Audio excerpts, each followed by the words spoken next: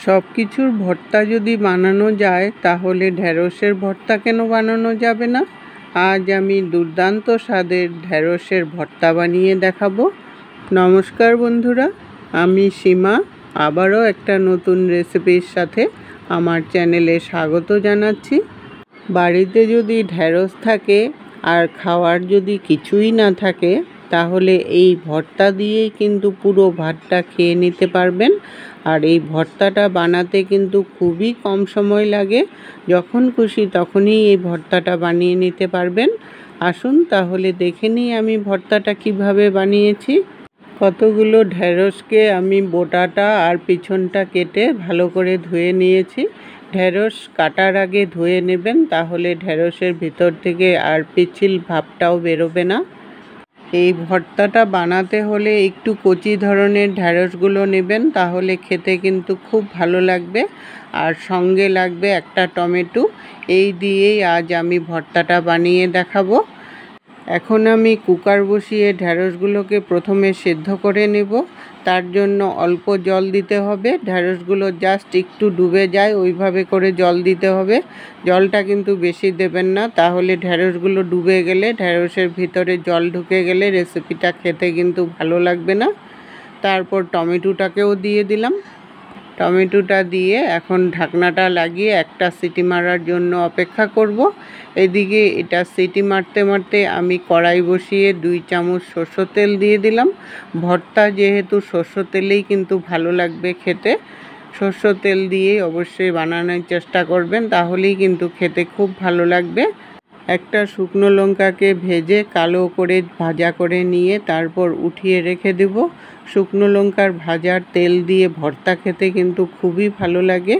ওই তেলের মধ্যে একটা কাঁচা লঙ্কাও দিয়ে দিলাম। সঙ্গে একটা বড় মিডিয়াম সাইজের পেঁয়াজকে খুব কুচি করে নিয়েছি। কুচি করে দেওয়া পেঁয়াজগুলোকে দিয়ে এখন একটু ভাজা করে নেব, লাল লাল করে, যতক্ষণ না ভাজা হয়ে যায়। ভাজা পেঁয়াজ দিয়ে ভর্তা খেতে কিন্তু খুবই ভালো লাগে। পেঁয়াজটা ভাজা হতে হতে এদিকে আমার সিটিটাও মেরে দিয়েছে। এখন গ্যাসটা অফ করে আমি রেখে দেব ভেপারটা না যাওয়া পর্যন্ত। এদিকে পেঁয়াজটাও মোটামুটি ভাজা হয়ে আসছে। আর পেঁয়াজটা ভাজার সময় আমি কিন্তু কোনো নুন দেইনি, নুনটা আমি একবারে পরে দেব। নুন দিয়ে পেঁয়াজ ভাজলে পেঁয়াজটা কিন্তু একদমই নরম হয়ে যায়। আর এই পেঁয়াজটা একটু ভাজা হবে অথচ একটু শক্ত শক্ত থাকবে, সেই ধরনের ভাজা করতে হবে। লাল লাল করে ভাজা করে তারপর পেঁয়াজগুলোকে নামিয়ে নিলাম। ঢ্যাঁড়সগুলো আর টমেটোটা আমি একটা ঝুড়ির মধ্যে উঠিয়ে রেখেছিলাম ঠান্ডা হওয়ার জন্য আর জলটাও সুন্দর করে ঝরার জন্য। ঢ্যাঁড়সগুলো ঠান্ডা হয়ে গেছে, এখন একটা বাটির মধ্যে নিয়ে নেব। তার আগে টমেটোটার খোসাটাকে ছাড়িয়ে নেব। টমেটো সেদ্ধ করলে সুন্দর করে খোসাটা কিন্তু খুলে যায়। টমেটোর খোসাটাকে ছাড়িয়ে ভিতরের গুটি আর জলটাকে বের করে দেব, তাহলে ভর্তাটা আর জল জল হবে না। এখন ভর্তাটাকে মাখবো কি দিয়ে আপনারা ভিডিওটা স্কিপ না করে দেখতে থাকুন। স্বাদ অনুসারে নুন দিয়ে দিলাম। নুন কিন্তু আমি আগে দেইনি, এখনই দিচ্ছি নুনটা। আগে নুনটা দিলে ঢ্যাঁড়সগুলো কিন্তু একদমই গলে যেত, তার জন্যই আগে নুনটা দেইনি।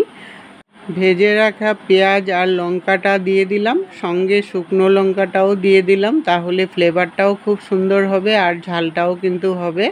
ভর্তা এমনিতেও একটু ঝাল ঝাল হলেই খেতে ভালো লাগে। আর একটু কাঁচা সরষের তেল দিয়ে দিলাম। সরষের তেলটা দিলে ফ্লেভারটাও কিন্তু খুব সুন্দর হবে। আর একটা পেঁয়াজ কুচি দিয়ে দিলাম, একটা মিডিয়াম সাইজের পেঁয়াজকে খুব কুচি করে নিয়েছি। এখন এটাকে ভালো করে মেখে নিয়ে তারপর এটার মধ্যে এক পিস লেবু চিপে দিয়ে দিলাম। একটু টকটকও হবে, খেতে কিন্তু খুব ভালো লাগবে। আর অল্প ধনেপাতা কুচি দিয়ে দিলাম। ধনেপাতাটা কিন্তু অবশ্যই দিবেন, তাহলে ফ্লেভারটাও খুব সুন্দর হবে আর খেতে তখন খুবই ভালো লাগবে। মেখে নিলেই আমার ভর্তা একদম রেডি হয়ে গেল। এটা গরম ভাতের সাথে খেতে কিন্তু অসাধারণ লাগে। রেসিপিটা আপনারা একবার হলেও ট্রাই করে দেখতে পারেন। রেসিপিটা যদি ভালো লেগে থাকে সবার সাথে শেয়ার করে দিবেন।